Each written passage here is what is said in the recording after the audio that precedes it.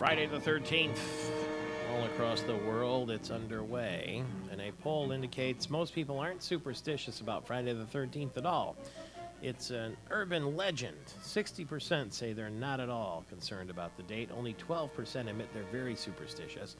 27% say they're a little bit maybe superstitious about Friday the 13th, and the origins of the fears and superstitions aren't really very well documented. They date back centuries and crop up in a number of different cultures. Typically, you get 1 to 3 Friday the 13th in a calendar year, and this is the only one, the only Friday the 13th this year. So how come buildings don't have a 13th floor? If we're not superstitious, how come buildings don't have a 13th floor? And do airlines have a 13th row in the airline? Do they take them out sometime? What's that, Amanda? I won't stay on the 14th floor because that really is the 13th. Now, how often do you stay in a high-rise hotel? From time to time. I have an uncle that runs some hotels, and You're not saying you won't stay on the 14th floor. I will not stay on the 14th floor. So you are superstitious? I am extremely superstitious. If a black cat crosses my path when I'm driving, What do? Run it over? no, you break the path. You have Turn and go to somewhere else? lick your fingers and slap the steering wheel. Breaks the path of the black cat so that you can go through. I will not walk under a ladder. Mm-hmm. I pray every night before I go to bed. You ever open...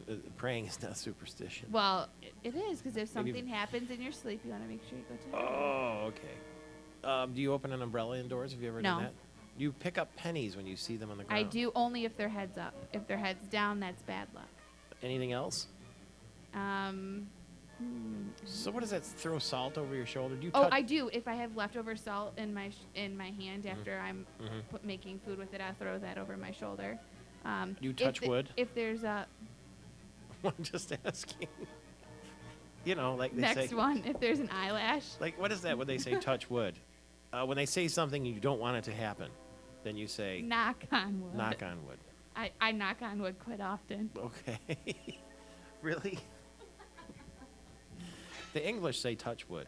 We'll ask Nikki Hale when she comes in Okay, later. we will. If there's an eyelash, if like you have an eyelash that Yeah. falls, you grab it and put it on your finger and blow and make a wish. Wow. How do you have any time for anything else when you honor all these superstitions all day long? There you have it, Friday the 13th. Ron Paul, the Texas Republican representative, is gearing up for another presidential race, it sounds like. He's going to make a major announcement today in New Hampshire, of course, where the very first primary is held every primary season. So you can put Ron Paul on the ballot, it looks like. Who's going to go on the ballot in the jury selection? It's underway now in the Florida trial of accused child killer Casey Anthony, and you're going to hear about that one for a long time now. The state Senate, I already told you, narrowly passed the governor's business tax reform plan. It was a 20 to 19 vote. Lieutenant Governor Brian Calley casted the tiebreaker. So it was a close one, no question about that. And we're on the lookout for Senator Gretchen Whitmer, who apparently was very obviously involved in what was going on there yesterday. According to MERS News, there was jockeying on the Senate floor before the vote unfolded. And the word reached Senate Minority Leader Gretchen Whitmer that Brian Calley wanted to be heard on the vote to pass this package. But to do that, there needed to be a 1919 tie, and Whitmer was making noises she would make sure it never got to that. So with that threat hanging over the backroom maneuvering, the East Lansing Democrat showed a willingness to recant on the threat if she got something in return, and she did. Got 2 somethings, according to MERS News. She got a commitment from Rick Snyder to buy down his original school aid fund cut of $470 per pupil by $150, getting that down to $320 per pupil. She's not happy, but it's better than nothing. Go ahead and gavel me. Consequently, Whitmer, when asked for assurances that there would be a vote, the front office said yes. And so she got another commitment too, and there you have it. Congratulations to the horse trading that goes on. It's a process story, if you will, but there you have it. The reforming of the Michigan tax code is well underway now. It goes back to the House for some tweaking, and then the governor will sign it eventually. Dozens of jobs are going to leave West Michigan for good, though, within the next year. The Christian publishing house Zondervan is going to close its warehouse in Kentwood. That'll eliminate 75 jobs. HarperCollins is the parent company that owns Zondervan, and they've entered into a global supply chain agreement. So they're consolidating their warehouse operations. They publish Bibles and other religious literature. Over in Kalamazoo, a school bus driver is out of work too. He left a 3-year-old autistic boy on a bus for 6 hours, so Alan Sleeman was fired less than a day after that happened. It was 100 degrees inside the bus, and a child was supposed to be dropped off at the Woods Edge Learning Center, but Sleeman left him behind, and the officials say that penalty is immediate dismissal. Police in a Berrien County city say an arrest is expected soon in an online threat made to a high school. Watervliet High School was locked down yesterday after threats against the school were made on Facebook. The school officials say there was no specific threat to anyone, but they took it seriously.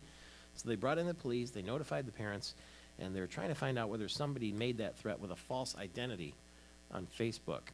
Fenville High School, the basketball star Wes Leonard and his teammates, there's going to be a documentary about what went on there on ESPN this weekend. The Outside the Lines program is going to cover the story from the time of the 16-year-old athlete's death from an enlarged heart after making a game-winning shot in March to Fenville's run to a district title. That documentary will air Sunday at 9 o'clock a.m. The family of the late Wes Leonard obviously watching that, and we'll all be watching with you, and there won't be a dry eye in the house if you remember the story. Wes Leonard made the shot, and his team won Fenville. They stayed undefeated, went to the state championship, and all of America, and all the world, in fact, was watching and rooting for Fenville. Robert Bobb, the emergency financial manager of Detroit Public Schools, has revealed that he's recovering from throat cancer. He told nobody about it when it was diagnosed last spring, underwent dozens of chemotherapy sessions to get rid of the tumor, and he's leaving the job feeling strong again. Chicanery at the Postal Service. Wait till you hear what happened in Detroit. Postal workers are facing federal bribery charges. They got, you ready for this? Lap dances, erectile dysfunction drugs, cars, and money while they were in office. More on that later. It's Michael Patrick Shields all across Michigan.